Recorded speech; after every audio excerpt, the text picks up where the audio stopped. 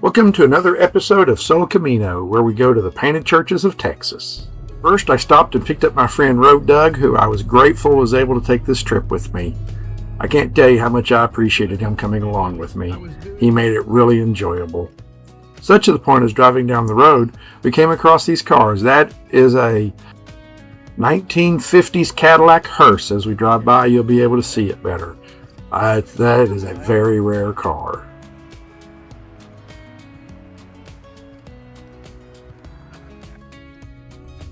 The first church we're going to see is St. Mary's Church of the Assumption in Para, Texas.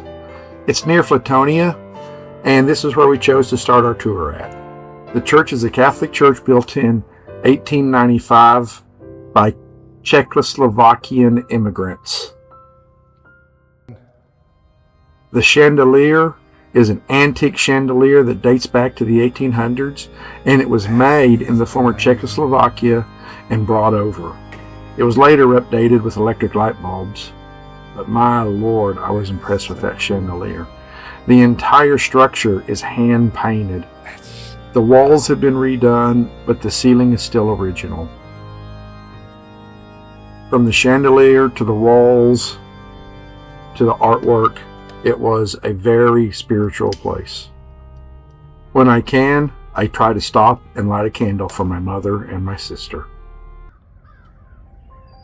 Architecturally speaking, I was very impressed with the pillars and the way the ceiling joined to the pillars, and the fact that the entire ceiling was covered with what I would call lapboard.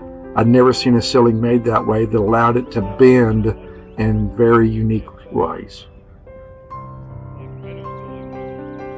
Next, we were off to High Hill, Texas to see St. Mary's Catholic Church. I am noticing a pattern here of Mary's.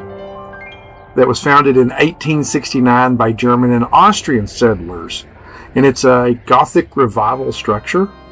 The inside, I love the gates that you use to get into the auditorium or the sanctuary. And I was again inspired by all the beautiful artwork, the chandeliers, the ceiling paintings. It was stunning. You can clearly tell that these churches were built before Vatican II.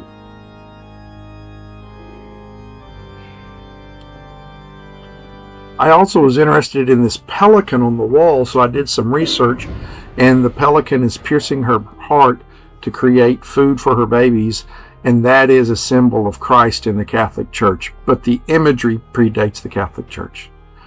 These images and these carvings were quite impressive. This is my friend Lester I met there in the church, and we had a great conversation. Doug finished his tour in his time and came out. And again, we're on to the next church. Both Doug and I were surprised by this scene. Neither one of us had seen this falcon bird. It's called a cara, and it was a beautiful bird. I'd never seen one before in my life. It was at the northern edge of its territory, I learned. And we were off down a dirt road to see the next church, St. Cyril and Methodius Catholic Church in Dubina, Texas. I hope I pronounced that right. This was a beautiful statue in the front yard in memoriam. I thought it was a very nice church. The inside the ceiling was covered with stars. The religious symbolism was less in this church. It was more nature, and I honestly liked that even better. I was very impressed with this church. It was built in 1909, and in the 1950s, the artwork was painted over. But as the paint faded, people rediscovered the artwork, using stencils found in the basement, recreated the paintings. That's amazing to me. I couldn't find any information on this chandelier, but it was still a candle chandelier. It had never been electrified. I thought it was interesting they notified us of a weak bridge half a mile ahead.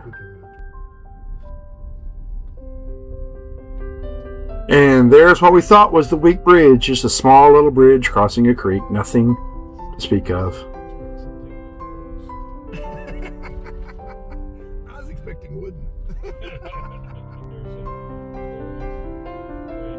This road was called Piano Bridge Road, and we soon discovered why it was called Piano Bridge Road and where the actual weak bridge was located as we finished coming around this corner and it came into view. A very old, very weak bridge that creaked when you crossed it. This is the narrow bridge. Oh, wow. Okay.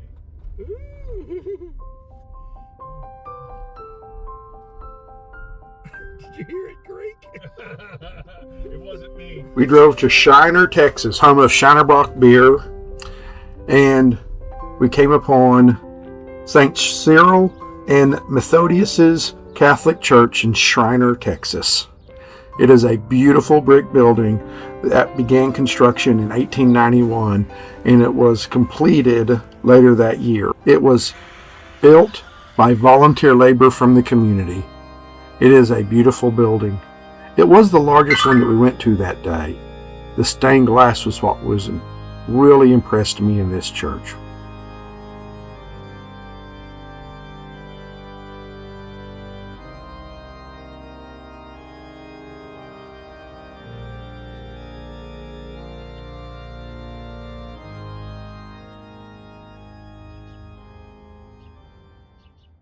After viewing the churches, we were both hungry, so we went to Joel's Barbecue. The building was cool. It was made out of firewood logs set inside cement.